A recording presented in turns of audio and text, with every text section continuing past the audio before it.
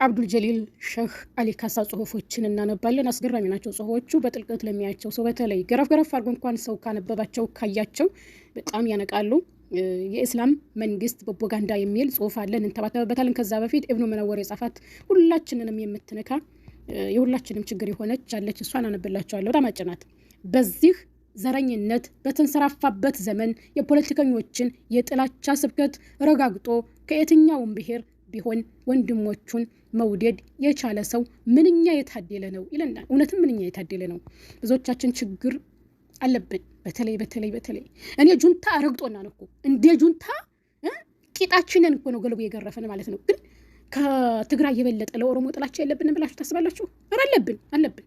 ተቃላድ ምርር ያለ ጥላቻ በቃ አይደለም፣ ልክ ያለፈ ድንበር ያለፈ። ብቻ አላህ ይቅር ይበለን ይማረን። ቀጥል ወደ አብዱል ጀሊል ጽሁፎች። የእስላም መንግስት ፕሮፓጋንዳ በሰው ልጆች ታሪክ ውስጥ ታላላቅ ጥፋቶች የሚጀመሩት በጦር መሳሪያ ግጭት ሳይሆን ቃላትን በማጣመምና የጋራ እውነታን በመሸርሸር ነው።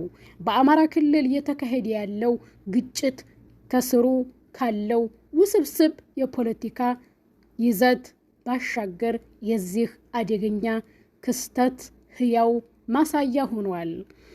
በገለልተኛ አካሎች በተደጋጋሚ በተደረገ ጥናት እና ዳታ ስብሰባ የእስላም መንግስት ትርክት በአማራ ክልል በገጠሩ ማህበረሰብ ውስጥ በሰፊው ይገኛል። የፌዴራል መንግስትን የኢስላም መንግስት ብሎ የሚፈርጀው ፕሮፓጋንዳ ቀላል የፖለቲካ መፈከር ሳይሆን አንድን ማህበረሰብ ከስር መሰረቱ ለመበታተንና በአናሳው የህብረተሰብ ክፍል ላይ የሚፈጸምን ማንኛውንም አይነት ጥቃት ህሌናዊና ሞራናዊ ቅቡልነት ያለው ለማድረግ በጥንቃቄ የተቀረጸ የስነ ልቦናዊ መሳሪያ ነው። ከፖለቲካ ጥያቄ ወደ ህልውና ስጋት የፕሮፓጋንዳው ስልት። የዚህ ፕሮፓጋንዳ የመጀመሪያው እና ዋነኛ ስኬት የችግሩን ምንነት ከፖለቲካዊ ወደ ሃይማኖታዊ የህልውና ትግል መቀየሩ ነው።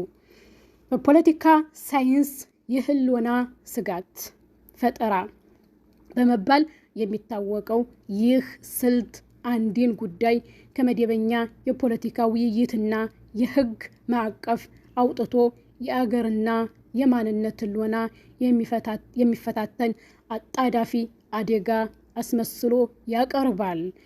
የኢስላም መንግስት የሚለው ትርክት መንግስትን ብቻ ሳይሆን እስላምንም ራሱን እንዲህ ህልውና ስጋት በመፈረጅ ማንኛውም የመንግስት ተቃውሞ ከእስልምና ስጋት ጋር እንዲያያዝ ያደርጋል።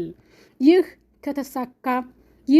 ከተሳካ በኋላ ማንኛውም አይነት የመከላከያ እርምጃ የጅምላ እስርን፣ የንብረት ውድመትንና የሰብአዊ መብትን ጥሰትን ጨምሮ ተገቢና አስፈላጊ መስሎ መታየት ይጀምራል።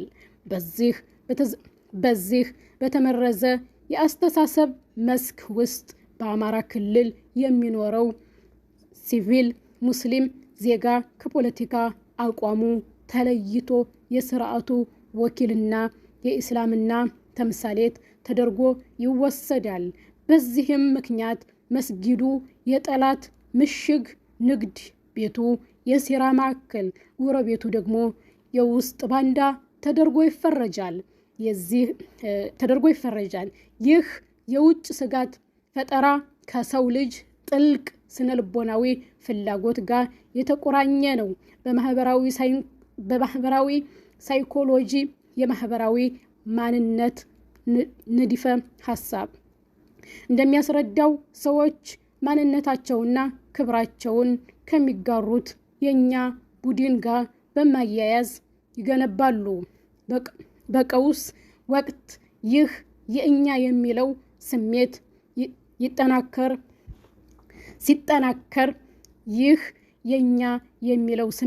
ሲጠናከር ከቡድኑ ውጭ ያሉ እነሱ እንደ ባዕድና እንደ ጠላት የመታየት እድላቸው በከፍተኛ ሁኔታ ይስፋፋል። የእስላም መንግስት የሚለው ትርክት የአማራ ክርስቲያንን የሚለውን የጋራ ማንነት በማጠናከር ሙስሊሙን ማህበረሰብ እንደ ታሪካዊና ህልውናዊ ስጋት ያቀርባል። ይህ ሂደት የውስጥ ቡድን ወገንተኝነት እንደሚፈጥር በማድረግ በእነሱ ላይ የሚፈጸም ጥቃት ለእኛ ህልውናዊ የሚከፈል መስዋዕትነትና እንደ ጀግንነት የሚቆጠር የሞራን ተግባር ሆኖ እንዲታይ የአስተሳሰብ ለውጥ ያመጣል። ይህ የአይነቱ የፖለቲካ ስልት ልሂቃን የፖለቲካና የኢኮኖሚ ጥቅማቸውን ለማስጠበቅ ሲሉ ሃይማኖትን እንደ መሳሪያ በመጠቀም ህዝብን በቀላሉ የሚያሰባስቡበት የኢንስትሩሜንታሊዝም ጽንሰ ሀሳብ አይነተኛ ማሳያ ነው። የማህበራዊ መዋቅር መፍረስና የጥፋት አዙሪት። እንዲህ አይነቱ ስነ ልቦናዊ ክፍፍል ማህበራዊ መዋቅሩን ያፈርሳል። ለማህበረሰብ ህልውና ወሳኝ የሆነውና በሰዎች መካከል ያለው የመተማመን የትብብርና የግንኙነት መረብ በጥላቻ ትርክት ይሸረሸራል። የጥላቻ ፕሮፓጋንዳው ይህንን ትስስር ሲያፈርስ በአማራ ክልል ለዘመናት አብሮ የኖረው ጎረቤት በጥርጣሬ መታየት ይጀምራል። የጋራ ገበያ የፍርሃት ቀጠና ይሆናል። የሃይማኖት ተቋማት የሰላም ማዕከል መሆናቸው ቀርቶ የጥላቻ መስበኪያና የጥቃት ኢላማ ይሆናሉ። አንዴ መተማመን ከጠፋ ህብረተሰቡ እርስ በእርሱ ወደሚባላበት የአዙሪት ውስጥ ይገባል። የጦርነቱ፣ የኢኮኖሚ ውድቀቱ እና የፖለቲካ አለመረጋጋቱ በፈጠረው ብስጭትና ጭንቀት በቀላሉ ሊለይ በሚችለውና ራሱን መከላከል በማይችለው አናሳው ሙስሊም ማህበረሰብ ላይ ይላከካል። ከዚህም በላይ የእርስ በእርስ ግጭት ተለዋዋጭነት ላይ የተደረጉ ጥናቶች እንደሚያሳዩት እንዲህ ያለው ሀገራዊ ትርክት አንዴ ከተስፋፋ በኋላ ግለሰቦች የግል ቂማቸውን፣ የንብረት ክርክራቸውንና ሌሎች የአካባቢ ግጭቶችን በዚህ ትልቅ የሃይማኖት ሽፋን ስር በማስገባት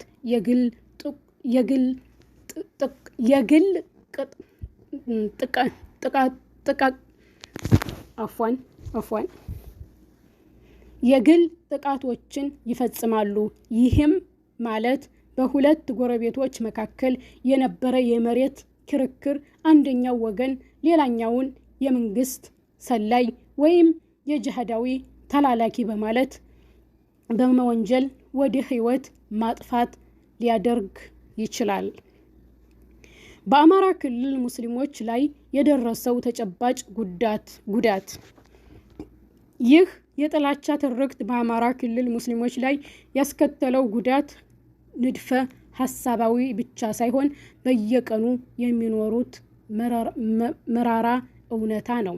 አንደኛ፣ ማግለል እና ጥርጣሬ። የተራ ሙስሊሞች ፖለቲካቸው ምንም ይሁን ምንም የስርዓቱ ወኪሎች ተብለው እንግሊዘኛውን እንዘለዋለን እንዴ ተደርገው ይወሰዳሉ። ይህ እንግልት የታማኝነት ፈተናዎችና የኢኮኖሚያዊ ወይም አስተዳደራዊ መገለልን አስከትሏል። ሙስሊም ነጋዴዎች ከገበያ እየተገፉ ነው። ንብረታቸው እየተዘረፈና እየወደመ ነው። ሁለተኛ፣ የጸጥታ ኃይሎች ከመጠን ያለፈ እርምጃ፣ ፖሊስ እና ሚኒሻዎች በጋራ ቅጣት ላይ ያተኩራሉ። በሙስሊም አካባቢዎች ላይ ያነጣጠሩ የፍተሻ ኬላዎች፣ የጅምላ እስራት፣ መገለልና የንብረት መውደም የተለመደ ሆኗል። ሶስተኛ፣ በህዝብ ደረጃ የሚፈጸም አመጽና መለያየት በውሸት ወሬዎችና የሞራል ሽብር ግርግር ይነሳል። በመስጊዶችና በሱቆች ላይ ጥቃት ይሰነዘራል። የግዳጅ ማፈናቀል ይፈጸማል። እንዲሁም ሰፈሮችን በማጥናት ስም የኑፋቄ ክፍፍል ይፈጠራል። አራተኛ ፖለቲካዊ መብትን ማሳጣት። ፓርቲዎችና ማህበራት ሙስሊም አባላትን ያስወጣሉ። የመንግስት ሰራተኞች ወደ ጎን ይገፋሉ። የአካባቢው መገናኛ ብዙሃን ሰብአዊነትን የሚያዋርዱ አገላለጾችን እንደተለመደ ነገር ያቀርባሉ። ዓለም አቀፍ የታሪክ ማሳያዎች ከቡኒያ እስከ መከላከያው አፍሪካ የአማራ ክልል ሰማይ ስር እየተፈጸመ ያለው ድርጊት በሌሎች ሀገራት የታየው የጥላቻ ፖለቲካ አደገኛ ማስተጋባት ነው። ፖሲኒያ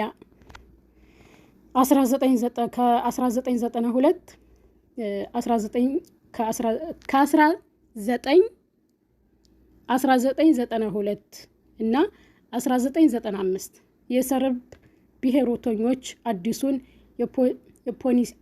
የፖሲኒያ መንግስት እስላማዊ ሪፑብሊክ ተብሎ እንዲፈረጅ በማድረግና ሙስሊሞችን ጽንፈኞች በማለት በሰፊው ፕሮፓጋንዳ ነስተዋል። ይህ በፖሲኒኪ ሙስሊሞች ላይ የዘር ማጽዳት ለመፈጸም እንደ ህጋዊ ሽፋን አገልግሏል። ልክ ዛሬ በአማራ ክልል እንደሚሰማው በወቅቱ ሙስሊም ጎረቤትህን አትመን፣ ነገር ግን መሳሪያህን አዘጋጅ የሚሉ መፈክሮች ይሰሙ ነበር። መካከለኛው አፍሪካ ሪፑብሊክ ከ2013 እና እስከ 2014 በዋናነት ሙስሊሞችን ያቀፈ የሴሌካ አማጺ ቡድን ስልጣን መያዙን ተከትሎ ጸረ ባላካ የተባሉ የክርስቲያን ሚኒሻዎችን መንግስትን መቃወም የሚለው መፈክር በፍጥነት ወደ ሙስሊሙን መቃወም በመቀየር በመላው ሀገሪቱ በሚገኙ ሙስሊሞች ሲቪሎች ላይ አሰቃቂ እልቂትና ማፈናቀል ፈጽመዋል። ይህ ጸረ ስርዓት ትግል በቀላሉ እንዴት ጸረ ሙስሊም ዘመቻ እንደሚሆን ቁልጭ አድርጎ ያሳያል። ይህ ታሪካዊ ንድፍ እንደሚያሳየው አንዴ የፖለቲካ ትግል የሃይማኖት መልክ ከያዘ የመጀመሪያ ሰለባ የሚሆነው በሩቅ ያለው የፖለቲካ ስርዓት ሳይሆን በአቅራቢያ የሚኖረው ንጹህ አናሳ ዜጋ ነው። ሊመጣ የሚችለው የከፋ ጥፋት። ይህ አደገኛ አካሄድ ካልተገታ በአማራ ክልል ሙስሊሞች ላይ ሊያስከትል የሚችለው ጉዳት እጅግ የከፋ ነው። በመካከለኛ ጊዜ ማህበራዊና ኢኮኖሚያዊ መለያየት ሊፈጥር ይችላል። ሙስሊሙ ማህበረሰብ ከኢኮኖሚ መዋቅር በመገፋት የራሱን ትይዩ ኢኮኖሚ ለመፍጠር ይገደዳል። ይህም የረጅም ጊዜ መገለልን ያባብሳል። የተማርነውና ሀብት ያፈራነው የህብረተሰብ ክፍል ከክልሉ ሊሰደድ ይችላል። ይህም የክልሉን ምሁራዊና ኢኮኖሚያዊ አቅም ያዳክማል። በረጅም ጊዜ ይህ መከፋፈል በቀላሉ የማይሽር ታሪካዊ ጠባሳ በመተው በቀልና ጥርጣሬን በትውልዶች መካከል ሊዘራ ይችላል። የሃይማኖት መቻቻል ባህል ሙሉ በሙሉ በመሸርሸር የክልሉ ማህበራዊ መዋቅር ሊጠገን በማይችልበት ደረጃ ሊጎዳ ይችላል። የኢስላም መንግስት የሚለው ፕሮፓጋንዳ በአማራ ክልል የፈጠረው ቀውስ የቃላት ኃይል ምንም ያህል ገዳይ ሊሆን እንደሚችል የሚያሳይ ህያው ምስክር ነው። ጥቃቱ የዘፈቀደ ሳይሆን የጥላቻ ትርክት የፈጠረው ስርዓታዊ እና አመክንያዊ ውጤት ነው። ይህንን አጥፊ አዙሪት ለመስበር የፖለቲካ፣ የሃይማኖትና የማህበረሰብ መሪዎች ይህንን የውሸት ትርክት በግልጽና በድፍረት ሊያወግዙ ይገባል። የተሸረሸረውን ማህበራዊ መተማመን መልሶ ለመገንባትና የህግ የበላይነት ለማስፈን የሚደረግ ጥረት የክልሉን ብቻ ሳይሆን የሀገሪቱን ህልውና የሚወስን ይሆናል። ጥናቶች እንደሚያሳዩት እንዲህ ያለው አዙሪት ለመስበር እንደ ጥቅጥቅ ያሉ